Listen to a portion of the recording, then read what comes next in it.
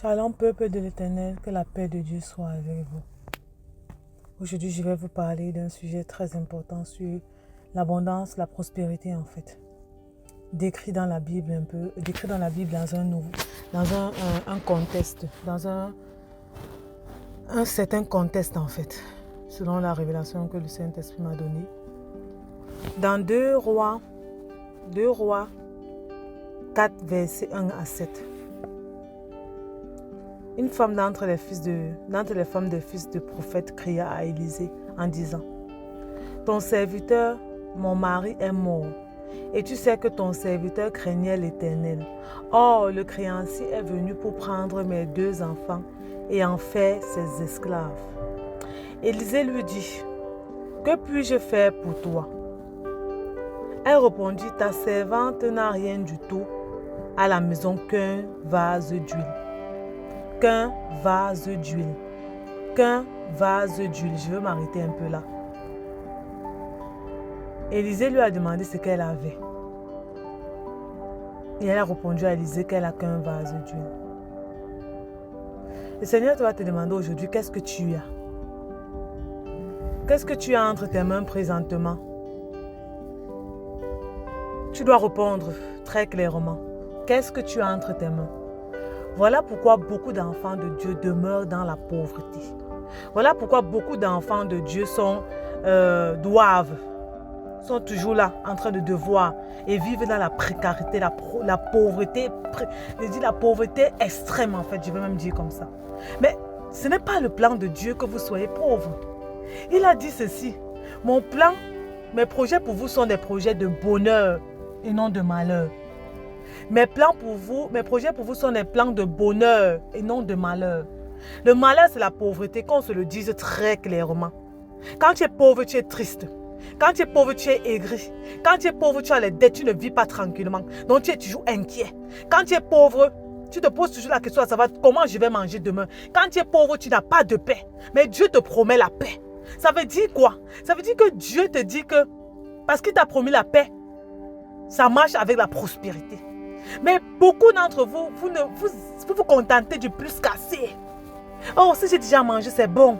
Oh, si j'ai déjà ceci, c'est bon. Ce que l'ennemi est en train de vous mettre dans la tête, c'est que vous ne devez pas aspirer à plus. Vous ne devez pas aspirer à davantage. Vous allez m'excuser de parler un peu comme ça, avec force. C'est parce que je veux vous réveiller. Je veux que vous vous réveillez. Je veux que vous dites plus qu'assez. Je veux que vous dites que vous rebellez en fait. Je veux que vous criez fort au changement.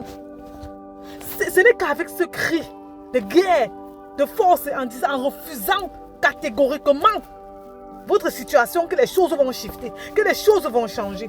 Cette femme était fatiguée. Son mari a laissé des dettes et des dettes à un homme de Dieu parce qu'il n'avait pas compris. C'est quoi la volonté de Dieu? Il n'avait pas compris en fait en servant Dieu. Qu'est-ce que Dieu avait prévu? Il n'avait pas cet enseignement sur la prospérité. Il servait Dieu comme ça. Il est mort, il a laissé beaucoup de dettes, sa famille dans les dettes.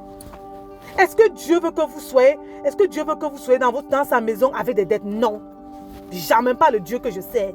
Pas le Dieu d'Israël, de Jacob, d'Abraham. Pas le Dieu d'Abraham qui a rendu Abraham riche jusqu'à sa génération future. Jusqu'à aujourd'hui, les descendants d'Abraham sont toujours riches.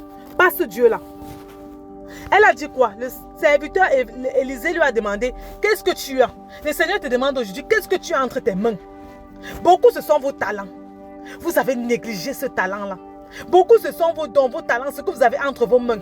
Ce que Dieu vous a mis. Vous savez bien faire la cuisine. Vous savez bien tricoter. Vous savez bien coudre. Vous savez bien parler. Vous avez des dons extraordinaires. Mais vous ne les exploitez pas. Cette femme n'avait qu'un vase d'huile. Qu'un vase d'huile. Et c'est ce vase d'huile que le Seigneur a multiplié. C'est ce vase d'huile que Élisée lui a demandé d'aller chercher d'autres vases pour remplir.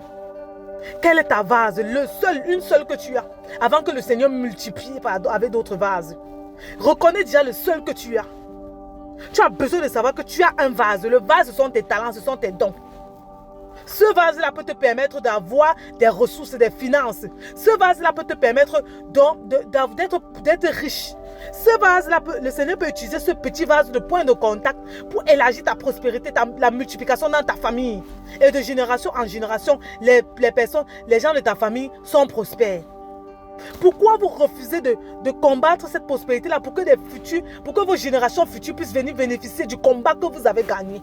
Le combat que vous gagnez aujourd'hui n'est pas seulement votre combat, mais c'est le combat de vos générations futures. Vos fils, vos arrière-petits-fils, vos arrière-petits-fils jusqu'à la 1000e génération. Si vous demandez cette prospérité générationnelle, Dieu va vous le donner. Quand on parle de prospérité, ce n'est pas une prospérité éphémère, c'est une prospérité avec Dieu. Et la prospérité avec Dieu est générationnelle, comme Abraham, Isaac, Jacob. Il a donné. Elle a dit, je n'ai qu'un vase d'huile. S'il te plaît, je prie que le Seigneur ouvre votre esprit. Je prie que le Seigneur ouvre votre entendement, ouvre votre intelligence spirituelle, ouvre ce qui vous montre en fait ce qu'il vous a donné entre les mains. Et que vous puissiez utiliser ça comme vase d'huile, comme point de contact, pour que la multiplication et la prospérité soient votre partage dans votre famille. Et il dit, Élisée répondit à la femme, et il dit, va demander en dehors des vases chez tous les voisins, des vases vides, et n'en demande pas un petit nombre. Pourquoi Élisée l'a conseillé d'aller demander d'autres vases? Parce qu'il savait que le petit vase-là ne pouvait pas donner, ne pouvait pas contenir ce que Dieu avait prévu pour elle. Vous avez besoin des contenants. Vous avez besoin des contenants. Donc, Élisée devait préciser cela à la veuve. Sinon, la veuve aurait récupéré peu de vases. Elle était la femme d'un homme de Dieu qui avait une mauvaise compréhension de la richesse. C'est pourquoi il s'était mis lui et sa famille dans les dettes. Dans ce cas de figure, si l'instruction spécifique ne peut pas en prendre un petit nombre, si c'était ça, c'est que vous devez comprendre que Dieu ne veut pas la prospérité. Mais Dieu veut que vous soyez riche. Dieu veut que vous soyez prospère. Et il a demandé à la femme, n'en prends pas un petit nombre.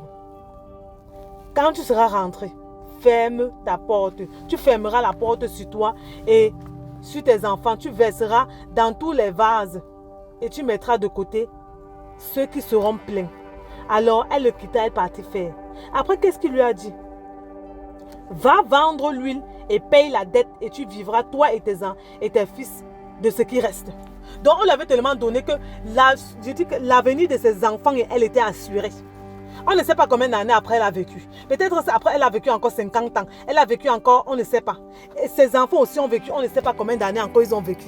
Mais le Seigneur les a donnés. Juste par ce point de contact qui était quoi? Un peu d'huile. Le Seigneur a multiplié le petit d'huile là avec les contenants qu'elle est partie chercher. Les contenants peuvent être quoi pour toi ici là? Ça peut être d'aller apprendre comment multiplier comment monétiser tes talents. Apprendre comment monétiser tes talents. Ça peut être aller apprendre comment avoir la prospérité avec Dieu. Et ça fait partie de l'instruction que Dieu veut que vous ayez. Mon peuple périt faute de connaissance. C'est parce que vous manquez la connaissance que vous êtes dans la précarité. Et vous devez refuser cette précarité-là avec violence. Avec violence. Donc, je te pose la question aujourd'hui. Je vais te laisser avec ce mot. Qu'est-ce que tu as entre tes mains? Quels sont les talents que tu as identifiés? Si tu ne sais pas, si tu n'as pas encore identifié tes talents, je vais te conseiller de faire le programme Level Up pour identifier tes talents. Et dans ce programme, tu vas reconnaître quels sont tes talents et comment les multiplier. Vous avez besoin d'être enseigné et d'être instruit pour que Dieu puisse venir vous verser l'huile, augmenter l'huile que vous avez déjà. Il ne peut pas augmenter si tu manques de connaissances. La femme manquait de vase, donc elle ne pouvait pas multiplier. Rien ne pouvait produire d'elle si elle n'avait pas de vase. Mais parce que Élisée lui a donné l'ordre, l'instruction, va chercher d'autres vases. Vous voyez que c'est ailleurs que ça se trouve. Ce n'est pas dans votre maison, c'est ailleurs. Et le vase ici, c'est la connaissance pour multiplier ce que Dieu vous a déjà donné. Quel est le sacrifice que tu as fait pour multiplier les talents que tu as et que ça produise? Je te laisse avec ça. Vous voyez pourquoi il est très important de faire cette masterclass sur comment avoir un nouveau palier financier avec Dieu. Je vous exhorte de faire ce programme. Les finances, ça ne doit plus être un problème pour vous. Vous ne devez plus marcher dans l'inquiétude. Ce n'est pas de Dieu. Que le Seigneur vous bénisse. Que la main de Dieu soit sur vous. Que la grâce de Dieu vous envahisse là où vous êtes. Et que le Seigneur ouvre ses yeux, vous ouvre vos yeux sur la prospérité financière avec lui. Avec lui. Parce que la prospérité financière que Dieu donne, c'est générationnel.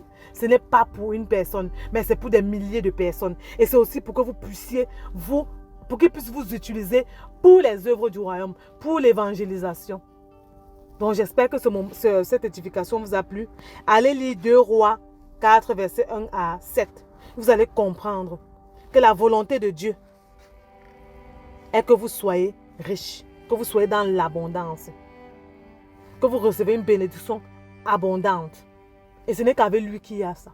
Et c'est un processus. Aussi longtemps que vous n'allez pas comprendre, vous allez rester dans la même, vous allez rester médiocre, comme vous allez rester en même situation. En fait, rien ne va changer pour vous. Que Dieu vous bénisse abondamment. Rendez-vous à l'atelier Né pour briller avec Christ qui se tiendra le 5 août. C'est gratuit. C'est la restauration des familles. Ne manquez pas ça. On va mettre le lien bientôt. Que Dieu vous bénisse abondamment et portez-vous bien. Bye.